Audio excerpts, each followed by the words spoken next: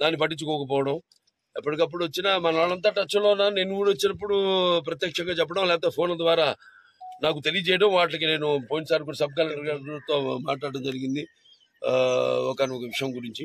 అలాగే ఈ డొంగకి దారులు ఇప్పుడు చెప్పారు, నీటికి వేసున్నారు, 1-2 మిగిలి ఉన్నాయి. వాటిలన్నీ కూడా త్వరగతిని పూర్తి చేస్తారు. నాన్నగారి స్మారకం పాత ఇల్లు కూడా డెవలప్మెంట్ చేయడానికి, దాన్ని మ్యూజియం లాగా చేయడానికి కూడా ఉందండి. అది కూడా ఉంది, ఐడియా కూడా ఉంది. త్వరగతిలో ప్రారంభించేస్తాం ఆ పనులు కూడా. అది టైం పడుతుంది, ఒక 6-8 నెలలు పడుతుంది. మాది ప్రాఫిట్ నో లాస్. సో తాతల మీద ఆధారపడే వాళ్ళం.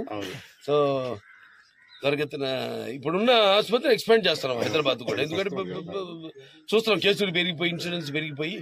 సో అది కూడా ఎక్స్పాండ్ చేస్తున్నాం ఆసుపత్రి. త్వరగతిలో ఇక్కడ ఆసుపత్రి కూడా ఒక 6-8 నెలల్లో ప్రారంభించేస్తాం.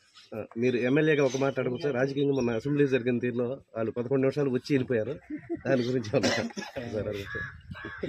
లేకపోతే సస్పెండ్ చేస్తారు కదా.